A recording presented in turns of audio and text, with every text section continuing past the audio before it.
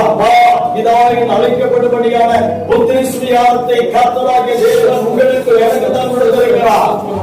நமக்கு தேவனாகிய கர்த்தர் கொடுத்திருக்கிறது புத்திர சுவிகாரம். சுவீகரிக்கப்படுகிற ஆசீர்வாதத்தை ஆண்டவர் வைத்திருக்கிறார். கர்மானவர்களே, ஆனபடி நாம் பரமபிதாவாகிய தேவனிடத்துல இந்த உலகத்துல வாழ்கிற லட்சமாகிறவர்கள், பொய் சொல்லுகிறவர்கள், விபச்சாரம் செய்தவர்கள், பாவத்துல மூழ்கடைக்கிறவர்களை குறித்து அப்பாட்டுமே நாம் சொல்லுகிற விண்ணப்பமா செய்கிறோம். ஆண்டவரே, என் சகோதரர்கள் பாவம் செய்கிறார்கள், என் உறவுகள் அக்கிரமம் செய்கிறார்கள், என்னுடைய பேக்ரவுண்ட் இருக்கக்கூடியவர்கள் தேவனுக்கு விரோதமான பழையான காரியத்தை செய்கிறார்கள். அவருடைய ஆத்துமா கரை படிந்திருக்கிறது, அவருடைய ஆத்துமா பாவத்தால் நிறைந்திருக்கிறது, அழிந்து கொண்டிருக்கிறார்கள் என்று மறிப்பார்களே. ஆனால் தேவ சமூகத்தில் வந்து சேர மாட்டார்கள். அவர் இறைப்பாதத்தில் பிரவேசிக்க முடியாது. அதனால் ஆண்டவரே அவரை சந்தியும் வெற்றியும் என்று சொல்லி ஆண்டவரிடத்திலே முறையிடுகிறோம். ஆண்டவர் சொல்லுகிற காரியம் அதுதான். இதைத்தான் இதை நாம் ஜெபமாக சொல்லுகிறோம். இதைத்தான் யோசேப்பு தன் சகோதரர்கள் செய்த துர்மார்க்கத்தை தந்தையிடத்திலே சொல்லிக் கொண்டு வந்தார். அப்படி சொன்னதின் நிமித்தமாக சகோதரர்கள் பகைத்தார்கள். இன்றைக்கு நல்லா கவனித்து பாருங்கள். குடிப்பதில்லை, வெடிப்பதில்லை, பொய் சொல்வதில்லை. ஆனால் பக்கத்தில் இருக்கிற எல்லாரும் அனைவருடைய வாழ்க்கையில பகைக்கிறதை பார்க்கிறோம். காரணம் இல்லை என்ற அவராமை நிமித்தமாக, எரிச்சல் நிமித்தமாக, குடிக்கல, வெடிக்கல, பணத்தை செலவு பண்ணல அப்படின்னு சொல்லி உன்னுடைய வாழ்க்கை முழுவதையும் தாறுமாறான வாழ்க்கைக்கு கடந்து செல்கிறார்கள். யோசேப்பு எந்த தவறு தன் சகோதரர்களுக்கு செய்யவில்லை. ஆனால் சகோதரர்கள் பகைத்தார். நீ ஆண்டவரை பிரியப்படுத்திக் கொண்டிருக்கிறீர்களே, ஆனால் பிசாசானவன் உலக மனிதர்களுக்குள் புகுந்து அவருடைய கண்களில் எரிச்சலை நாவியை கொடுத்து நமக்கு விரோதமாக, உங்களுக்கு விரோதமாக எழுதவும் பண்ணுவான். வார்த்தைகளை கேட்கிற கண்டு தெய்வ பிள்ளைகளே, சகோதர சகோதரிகளே, எந்த நிலையில் அந்த வார்த்தைகளை கேட்டுக் கொண்டிருந்தாலும் ஆண்டவராகிய இயேசு கிறிஸ்து உங்களை பார்த்து சொல்லலாம், எனக்கு அன்பானவர்களே, நான் உங்களை ஆசீர்வதிக்கவே ஆசீர்வதிக்க போகிறேன். நீங்கள் குழந்தைகளை இருக்கிறீர்கள், குழந்தைகளை இருக்கிறீர்கள், நீங்கள் குப்பைகளை வாழ்ந்து கொண்டிருக்கிறீர்கள், நாட்களில் சிறுமை கொண்டிருக்கிறீர்கள், கடவுளால் அவமதிக்கப்பட்டிருக்கிறீர்கள், மற்ற மனிதர்கள் அவமதிக்கப்பட்டிருப்பதனால நீங்கள் துக்கப்பட வேண்டிய அவசியம் இல்லை. ஏனென்றால் சர்வத்தையும் படைத்த சர்வ வல்லமையுள்ள ஆண்டவராகிய தேவன் உங்கள் கரத்தை நினைத்து தூக்கிவிட விரும்புகிறார். அவரை ஆசீர்வதிக்க வேண்டும் என்று விரும்புகிறார். உங்களை கௌரவப்படுத்த வேண்டும் என்று விரும்புகிறார். யோசேப்பு அந்த இடத்தை விடுக்கிறார். அப்பா சொல்லுகிறார், உன் சகோதரர்கள் ஆடுகளை வைத்துக் கொண்டிருக்கிறார்கள், அங்கே நீ சொல்ல வேண்டும், அவர்களோடு பேச வேண்டும், அவர்கள் சேமம் எப்படி என்று சொல்லி பார்த்து வர வேண்டும். அப்பாவுக்கு தெரியும் சகோதரர்கள் துன்மார்க்கத்தான் எச்சரித்தார் அல்லாமல் சகோதரர்கள் பட்டினியாக இருப்பதை யோசிக்க ஒரு நாளும் கொடுத்துக்க மாட்டார். எனக்கு அன்பானவர்களே, நாம் தேவ சமூகத்தில் ஜெபிக்கிறோம். ஏழை எளிய மக்கள் வருவார்களே, ஆனால் அவர்களுக்காக, அவருடைய பசிக்காக, அவருடைய பட்டினி போக்குவதற்கான என்னென்ன காரியங்கள் உண்டு அத்தனை காரியத்தை நாம் செய்து கொடுக்கிறோம். அதுதான் மனிதர்கள், மனித நேயம் என்று சொல்லுகிறது தான். எனக்கு அன்பானவர்களே, அதனால சரியான விசாரணை யார் செய்வார் என்றால் யோசேப்பு தான் சரியாக செய்வார் என்று விசாரிக்கும்படி தந்தை அனுப்புகிறார். வீட்டில் இருக்கும்போதே சகோதரர் விசாரிக்கிற வேலை யோசேப்பிடத்தில் இருந்தது. எனக்கு அன்பானவர்களே, பாவம் செய்கிற மக்களுக்காக, அழிந்து போன ஆத்து மக்களுக்காக, தேசத்தில் இருக்கிற அதிபதிகளுக்காக, ஆட்சியாளர்களுக்காக நீங்கள் கண்ணீரோடு செபிக்கிறீர்களே, ஆனால் இந்த கனமான ஊழியத்தை கர்த்தர் உண்மை உள்ளவர்கள் சொல்லி கையிலே கொடுத்திருக்கிறார் என்ற பொருள்.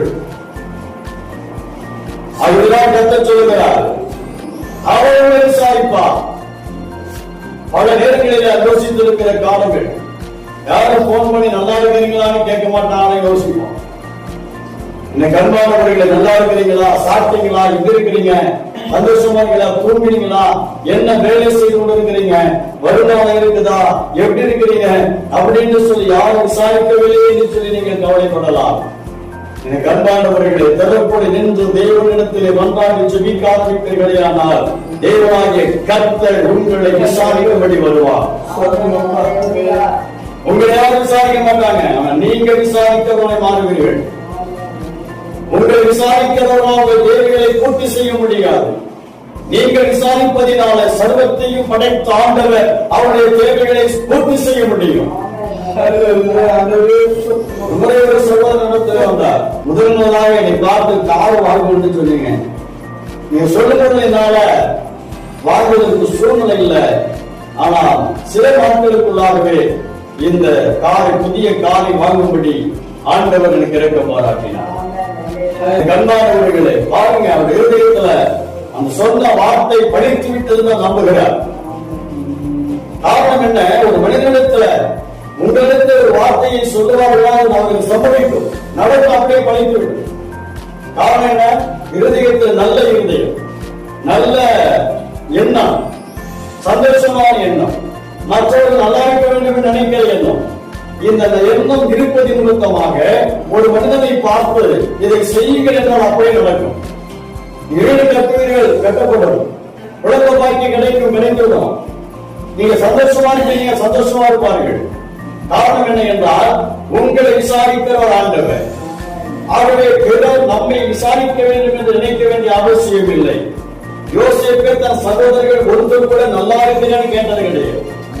யோசேப்பு அன்னைக்கு தூரத்தில் நடந்து வந்துட்டு பொழுது அங்க தேடி இங்க தேடி அப்படி தேடி கஷ்டப்பட்டு இப்ப இருக்கிற மாதிரிலாம் போன்லாம் கிடையாது, லேண்ட்லைன் கிடையாது, கைபேசி கிடையாது, ஒன்றுமில்லாத காலங்கள். போய் காட்டுல அப்படியே போகணும் தான். இங்க மேய்க்கிறாங்க அங்க மேய்க்கிறாங்க தெரியாம கட்டுமானுக்கு தட்டு தடுமாறி தூரத்துல பார்த்த பொழுது சகோதரர்கள் 10 பேர் இருப்பதை கண்டுபிடித்தால் மகிழ்ச்சியா இருந்தது. இருதயத்தில் மகிழ்ச்சியா இருந்த சகோதரை கண்டுபிடித்து விட்டேன் சொல்லி சந்தோஷப்படுகிற அதே நேரத்துல அங்க இருக்கிற சகோதரர்கள் யோசேப்பை பார்த்த பொழுது அவர் இருதயத்தில் காய்மகாரம் உண்டாகிறது. கொதித்து எழுப்புகிறான், சொப்பனக்காரன் வருகிறான், வரட்டும் அவனை அடித்து கொலை செய்து விடுவோம், அவன் சொப்பனம் எப்படி நிறைவேறுகிறது என்று பார்ப்போம் என்று ஒருவர் சொல்லிக் கொண்டு கர்ச்சித்து அவனுக்கு குடும்பமாக கலகம் என்று வருகிறார். யோசேப்பு அப்படி அல்ல. யோசேப்பு பார்க்கிறான், தூரத்தை பார்க்கிறான். நான் சகோதரனை கண்டுபிடித்து விட்டேன், அவருடைய சேமை எப்படிங்கிறதை பார்ப்பேன், அவருக்கு கொண்டு வந்தால் தின்பண்டங்களாக இருக்கிறது.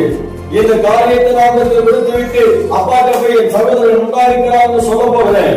இவர் சகோதரை போல கட்டிப்பிடிப்பேன், முத்தமிடுவேன் என்று பல நிலைகளுக்குள்ளே கற்பனை பண்ணி கொண்டு நெருங்கி வருகிற பொழுது அவனை பிடித்து அடித்து நொறுக்கி அவன் அங்கிகளை கலட்டி, பலவரமான அங்கிகளை கலட்டி தூக்கி போட்டுவிட்டு கொண்டு போய் குழியிலே போடுகிறார்.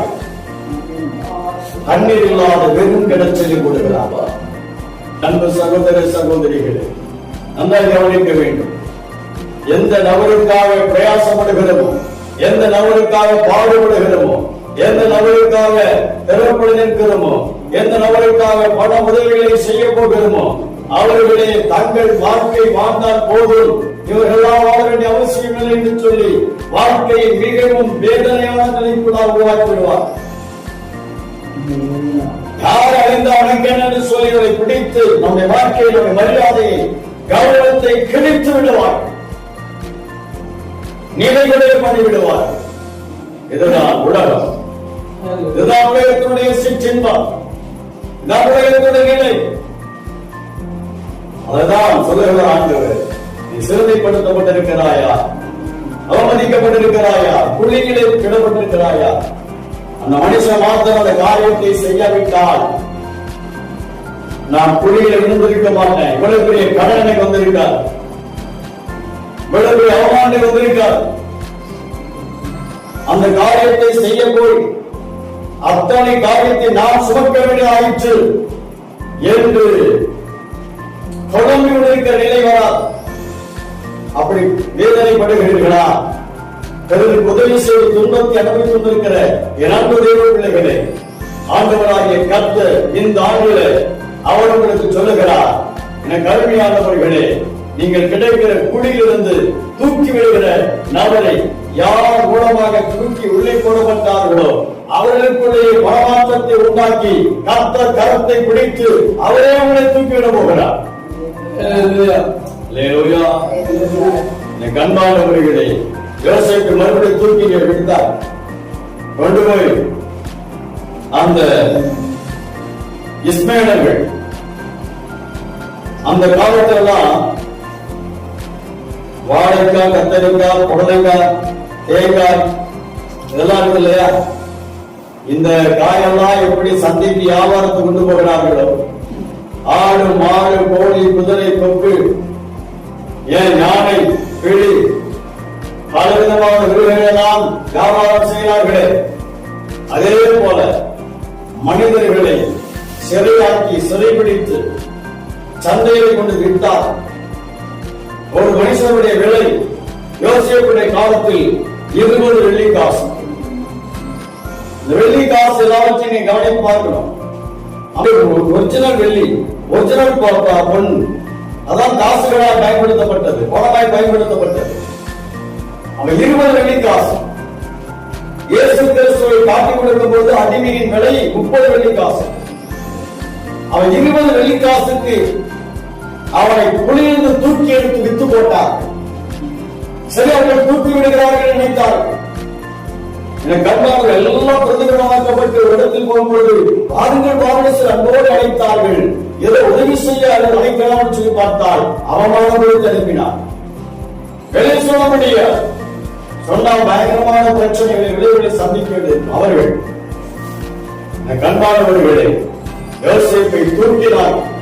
யோசேப்பு நினைத்தார், மனந்து விட்டார்கள். பரவாயில்ல, அப்பாட்டமே சந்திச்சிடலாம் யோசித்தார்கள். இல்லை, அவனை கொண்டு போய் அப்படியே இஸ்மாயில் கையில் விட்டார். 20 வெள்ளிக்காசு விட்டார்கள். அவனுடைய அங்கியை கொண்டு போய் ரத்தத்தை வைத்தார்கள். பிராமணியை அடித்து ரத்தத்தை எடுத்து அங்கியை நனைத்தார்கள். அப்பாட்டமே சொல்றாங்க, அப்பா இது பாருங்க, உங்க மகனுடைய அங்கிதானா, நீங்க தைத்து கொடுத்த அங்கிதானா, இதனை காட்டிலே கண்டடித்தோம், அவனை துஷ்ட மிருகங்கள் பாய்ச்சித்து போட்டது, இதை பாரும் என்று சொல்லப்பட்டது. அதை வாங்கின பொழுது தலைகளை குருதியை வாரி போட்டுக் கொண்டு மண்ணை வாரி போட்டுக் கொண்டு மகனுக்காக துக்கித்து கதறுகிறார். கொலை செய்த கொலகாரர்களெல்லாம் தாங்கள் செய்த குற்றத்தை மறைத்து தமிழகத்தில் நல்ல வேஷம் கட்டுகிறார். அருமையான நாடகத்தை நடத்துகிறார். எல்லாவற்றையும் பார்த்து உண்மை என்று நம்பிய யாக்கோபு அமைதியாக அழுது கொண்டிருக்கிறார். ஒருவன் இழந்து விட்டேன், ஒருவனை இழந்து விட்டனே என்று துக்கித்து கதறி கொண்டிருக்கிறார். எனக்கு அன்பு தேவ பிள்ளைகளே, போத்திப்பார் வீட்டிலே விடப்பட்டார், அங்கே விற்கப்பட்டார். அங்கே எவ்வளவு விற்றார் என்று சொல்லி வேறு புத்தகத்தில் சான்று இல்லை. ஆனால் 20 காசு வெள்ளி காசுக்கு சௌதத்தில் வாங்கிய யோசேப்பை 20 வெள்ளி காசுக்கு கட்டாயம் வைத்திருக்க மாட்டார்கள். லாபம் வைத்துத்தான் வைத்திருப்பார்கள். வாங்கிய போத்திப்பார் அவனுடைய செயல்பாடுகளும் நன்மைகளையும் பார்க்கும் பொழுது தொட்டதெல்லாம் தொடங்கியது, தொட்டதெல்லாம் ஆசீர்வாதமானது. அவன் நிமித்தமாய் போத்திப்பார் வீடு ஆசீர்வதிக்கப்பட்டதை கண்ட பொழுது போத்திப்பார் தன்னுடைய வீட்டிலே அவன் அதிகாரியாக நியமித்தார். மனிதர்கள் கைவிடலாங்க, உலக மனிதர்கள் எல்லாம் கைவிடலாம். அதே வேளையில கர்த்தர் உங்களோடு கூட இருப்பாரானால் நீங்க செய்கிற காரியம் ஆசீர்வாதமாக இருக்கும். நீங்க செய்கிற விஷயங்கள் மேன்மையா இருக்கும். யோசேப்பு என்ன செய்தாலோ அதை கர்த்தர் ஆசீர்வதித்தார். அந்த போத்திப்பார் உடன்படி கர்த்தர் ஆசீர்வதித்தார். ஆச்சரியமானது. இப்பொழுது சோதனை வருகிறது.